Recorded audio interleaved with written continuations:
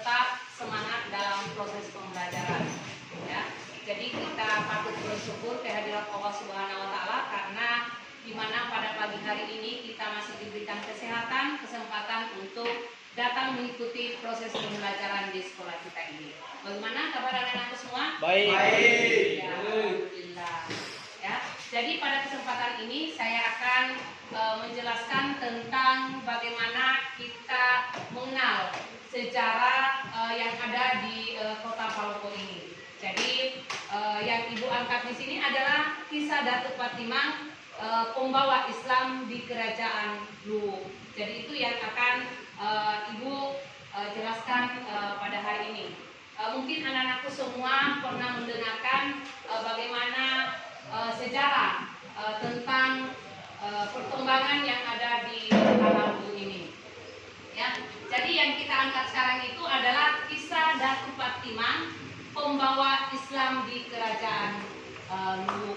Ya, nah berdasarkan cerita tentang bagaimana Datuk Patimang ini masuk ke tanah Luwu ini untuk menyiarkan agama Islam. Ya, jadi keberangkatan Datuk Talua, yakni Datuk Ritiro, ini adalah salah satu raja yang ada di tanah Luwu ini, di mana Datuk Patimang dan Datuk Tribandang ke pusat kerajaan Luwu ini dilakukan lewat perjalanan laut ke selatan lalu memasuki Teluk Bone menuju utara. Ya. Nah, dari cerita rakyat yang berkembang di Kampung Tiro ini ada indikasi bahwa Datuk Talua dalam perjalanan ke Luwu sempat transit ke negeri Tiro. Ya. Nah, saat itulah Datuk Ritiro mulai mengenali negeri Tiro sebelumnya. Nah, mungkin anak-anakku semua sudah pernah mendengarkan tentang kisah dari Datuk Sulaiman ini yang masuk ke tanah Luwu untuk menyiarkan agama Islam. Dan di tanah Luwu juga ini mungkin anak-anakku pernah melihat bahwa di daerah Luwu Utara itu biasanya kita ke sana itu ada makam daripada Datuk Patimang. Ya. Jadi baik anak-anakku semua, kita lanjutkan bahwa sebagai salah satu wilayah dakwah dalam perjalanan pulang dari Luwu dari Lontrak Wajo diketahui bahwa setelah sampai di Patimang, ya, nah di daerah Patimang itu kan ada makam dari Datuk siapa di situ? Datuk Sulaiman. Siapa yang biasa ke sana? Ada dari Malangke di sini. Yang dari Malangke itu kan pasti tahu bahwa di daerah Patimang itu yang biasa ditempati masyarakat Luwu itu biasa mereka pergi berziarah ke sana ya untuk melihat ya makam daripada Datuk Sulaiman ini.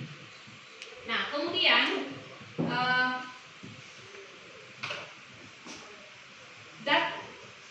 Datuk Talua diwakili Datuk Sulaiman melakukan serangkaian dialog panjang dengan Raja Luwu Lapatiwara. Ya, nah yang menjadi Raja Luwu pada saat itu adalah Lapatiware Daeng Parambung 1500. Jadi ini terjadi pada tahun 1585. Ya, 610. Berarti kita bisa bayangkan ya. Mungkin nenek baru yang lahir itu baru nenek moyang kita ya. Ya, tapi namanya sejarah itu perlu untuk kita ketahui bahwa oh ternyata di tanah Luwu itu ada sejarah tentang bagaimana menyiarkan agama Islam untuk pertama kali yang dibawakan oleh Datuk Sulaiman. Nah, sekarang Datuk Ritiro dan Datuk Sulaiman berhasil meyakinkan dan mengislamkan Datuk Luwu. Jadi yang mengislamkan Datuk Luwu yang pertama itu adalah Datuk Tiro dan Datuk Sulaiman. Ya. Nah, Lapatiwara dan Parambung pada tahun 1603 lewat serangkaian dialog kritis yang dilakukan antara Datuk Tiro dan Datuk Sulaiman. Ya, sehingga bisa meyakinkan bahwa meyakinkan Datuk Luwu yaitu Lapatiware dan Parabung untuk masuk agama Islam pada saat itu, ya. Nah, pada suatu kesempatan dialog yang dilakukan Datuk Sleman yang mewakili Datuk Talua bertanya kepada Raja Luwu, siapakah yang Paduka ketahui paling tinggi kedudukannya atau kuasanya di Jakarta Raya ini, ya. Nah, kemudian Raja Luwu ya menjawab, yang saya ketahui paling tinggi kedudukan dan kuasanya ialah Dewa Siwai. Ya. Anak-anakku biasa baca kisah ini, sejarah tentang perkembangan kerajaan Luwu. Kalau belum pernah baca ya harus banyak yang membaca, ya. Kemudian berikutnya, lantas Datuk Sleman menyambung dan berkata, jika demikian pengetahuan Paduka sama saja, ya, apa? Dengan pengetahuan kami. Nah, di sini sudah muncul dialog pembuka yang mencerminkan bagaimana upaya daripada Datuk Sleman menemukan kesamaan prinsip agama Islam yang dibawanya dengan kepercayaan lokal, ya, dari kerajaan Luwu, kepercayaan yang masih dianut di kerajaan Luwu pada saat itu, ya. Nah, sebagai prasyarat ini diterima, ya. Nah, hal-hal yang baru terjadi, ya, yaitu perubahan sistem budaya, ya, sebagaimana dikemukakan oleh Punconingrat tahun 1958. Itu Ibu jelaskan juga halamannya di sini, ya. Jadi begitu pula tentang sifat Tuhannya, ya. Nah, ini bisa kita lihat bahwa bagaimana kepercayaan daripada masyarakat dewasa merupakan dewa tunggal, ya, tidak berayat, tidak beribu, dan tidak makan, tidak minum, dan maha kuasa atas segala sesuatunya. Nah, ini adalah penjelasan yang dikemukakan oleh Datuk Sleman kepada Datuk Luwu. Ya, kemudian berikutnya, ya. Nah, sifat-sifat tersebut dapat pula dalam konsep ketuhanan agama Islam, bahkan jauh lebih lengkap. Ya, sekali lagi, di mana Datuk Sleman bersama Datuk Ritiro dan Datuk Ibanda mampu menunjukkan bahwa agama Islam yang dibawa itu memenuhi prinsip-prinsip bagi masyarakat Luwu yang ada di dalam. Nah, ini teorinya siapa lagi nih? Ya, bisa kita lihat. Jadi fungsi bagi masyarakat Luwu, ya, yang dalam teori Kuncoro Ningrat, ya, 1958 halaman 400 ini dijelaskan juga. Nah, kalau misalnya anak-anakku mendapatkan buku yang ditulis oleh Kuncoro ini, itu anak-anakku bisa melihat, ya, pada halaman 446, ya. Nah, kemudian tahun terbitnya buku itu tahun berapa? Oh, 1958. Mungkin yang sekarang itu adalah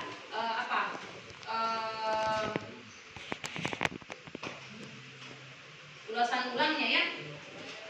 Nah, kemudian berarti kehadiran sesuatu yang baru mampu menggantikan fungsi-fungsi analisir budaya lama itu bisa memberikan suatu gambaran awal tentang bagaimana Islamisasi Luwu, ya, di Luwu ini menunjukkan bahwa sasaran pokok daripada Datuk Talue adalah masalah tauhid dengan pendekatan kepercayaan dewa siapa? Dewa Siwai, ya. Nah, sebagai pendapat, ya, itu kita bisa lihat dalam surah Lagaligo. Nah, itu sudah ada juga bukunya tentang kalau misalnya kita ingin membaca Ilagaligo, itu ada sejarah tentang Ilagaligo yang berkaitan tentang masalah kerajaan yang ada di tanah Luwu ini, ya. Kemudian ada juga silsilah daripada Raja Luwu. Nah, kemudian metode dari Islamisasi yang diterapkan itu terbukti berhasil dengan baik, ya. Nah, yang biasa disebut dengan Mapulada 1900 Ini halaman 33. Nah, ini sangat jelas sekali. Ya, kalau misalnya kita ingin mencari, oh kenapa ini bisa dijelaskan seperti ini? Ya, latar belakang sejarahnya itu bagaimana? Ya, maka itu kita bisa membuktikan dengan adanya buku yang berjudul Mutu Lada yang terbit 1900, tapi mungkin sekarang tinggal cetakan ulangnya ya. Nah, kemudian nih, kita masuk pada bagian. Nah, berdasarkan kesaksian lontaran suku Nawajo, akhirnya Datuk Talua berhasil menyesalkan Raja Luwu ke-15 ya, bernama Latiware Parenggu dengan mengucapkan syahadat bersama segenap anggota keluarga istananya pada tanggal 15 Ramadan 1013 Hijriah. Jadi kalau misalnya ada yang tanyakan, ya Datuk Luwu itu atau Raja Luwu itu diislamkan pertama kali oleh Datuk siapa? Berarti Datuk Talua yang berhasil mengislamkan Raja Luwu yang ke-15. Ya, namanya itu adalah Lapatiware Parenggu dengan bagaimana cara mengucap mengislamkan seorang? Tentu dengan mengucapkan 2 kalimat syahadat ya. Nah, kemudian lantaran suku Nawajo tersebut juga menyebutkan bahwa setelah resmi yang memeluk agama Islam, ya, Latiware dengan Parenggu lalu diberi nama Muslim Sultan Muhammad siapa? Mudaruddin, di mana penerimaan agama Islam oleh Adipati Waro dengan Paranggung selanjutnya diumumkan ke seluruh negeri agar rakyat mengikuti keyakinan baru raja mereka. Nah, ini pada masa kepemimpinan raja siapa tadi? Patiwara, ya. Nah, setelah Datuk atau Raja resmi menerima dan menganut Islam serta mengganti namanya, ya, menjadi siapa dia? Ya, menjadi siapa namanya? Ya, menjadi Datuk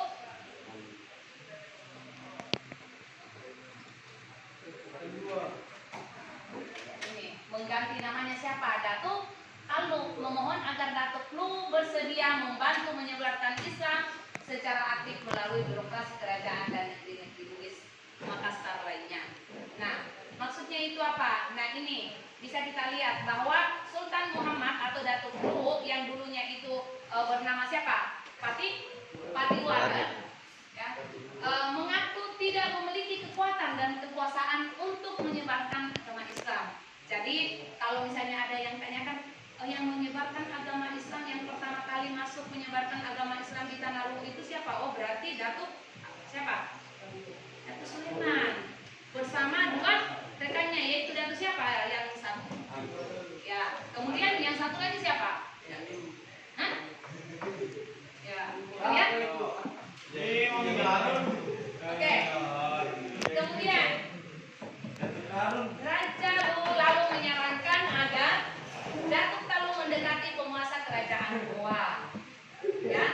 Nah, kemudian Talu yang pada saat itu memiliki kekuatan besar, saran Raja Luwu didasarkan fakta bahwa pada saat itu Luwu hanyalah memiliki kemuliaan, ya, tetapi kekuatan dan kekuasaan yang diperlukan dalam perluasan pengaruh agama apa? Islam. Ya, agama Islam secara efektif yang dimiliki oleh kerajaan Tallo. Nah, selain itu, kepatuhan rakyat terhadap raja juga itu sangat mendukung, ya, meskipun tidak jarang untuk cerita rakyat memberitakan adanya sikap kritis dari komunitas pedalaman, ya, karena pada saat itu kan ada masih ada namanya komunitas pedalaman. Yang dimaksud komunitas pedalaman itu pada saat dulu itu kan ada memang masyarakat yang hidup di pedalaman. Kalau sekarang itu jarang gitu ya, tinggal di pedalaman yang tidak bisa dijangkau oleh kendaraan, ya, di Tanah Luwu ini. Ya.